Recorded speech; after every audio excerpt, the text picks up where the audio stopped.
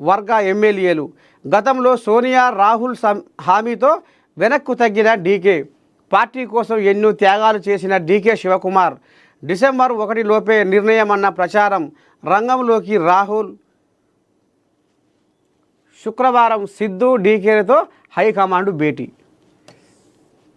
కంది Ramachandra Reddy ANN మహాపత్రిక CEO ఏమంటున్నాడు? కర్ణాటకం కీలక దశకు చేరుకుంది. కర్ణాటకలో ముఖ్యమంత్రి మార్పుకు సంబంధించి అంతర్గత ఒప్పందం అమలు చేయాలని డిప్యూటీ సీఎం KPCC అధ్యక్షుడు డీకే శివకుమార్ వర్గీయులు పట్టుబడుతున్న వేళ కన్నడ రాజకీయాలు ఆసక్తికరంగా మారాయి.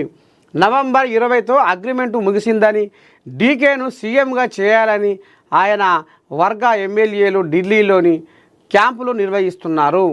కర్ణాటక ముఖ్యమంత్రి సీటు కోసం ముఖ్యమంత్రి సిద్ధరామయ్య, డిప్యూటీ సీఎం డీకే శివకుమార్ల మధ్య కొన్నాళ్ళుగా టగ్ ఆఫ్ వార్ కొనసాగుతుంది. ప్రస్తుతం విదేశాల్లో ఉన్న రాహుల్ గాంధీ ఈ సమస్యను పరిష్కరించేందుకు స్వయంగా రంగంలోకి దిగినట్లు తెలుస్తుంది. వేచి ఉండండి, నేను మీకు కాల్ చేస్తా అని డీకే శివకుమార్కు రాహుల్ ఓ మెసేజ్ పెట్టారు. దీనితో కర్ణాటక రాజకీయాలు మరింత రసవత్తరంగా మారాయి.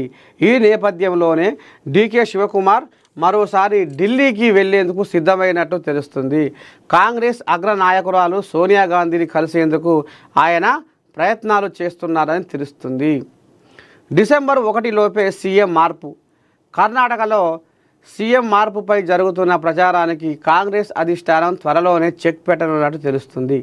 డిసెంబర్ 1న పార్లమెంటు శీతాకాల సమావేశాలు ప్రారంభమయ్యే నాటికి హైకమాండ్ నాయకత్వ మార్పుపై ఓ నిర్ణయం తీసుకునే అవకాశం ఉందని పార్టీ సీనియర్ నాయకులు చెబుతున్నారు.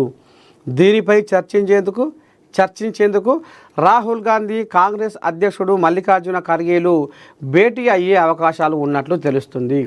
మరోవైపు మార్చి నెల వరకు యథాస్థితిని కొనసాగించాలని మంత్రివర్గ విస్తరణ కోసం సిద్ధరామయ్య వర్గం పట్టుబడుతుంది.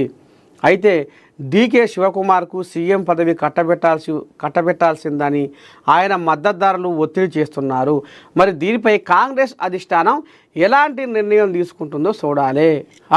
ఇక డీకే శివకుమార్ కూడా పెద్ద కుర్చీ ఎక్కాలని తెల్లనాక నిద్రపోకుండా కలలుగా అంటుండట, కాపు కాస్తుండట.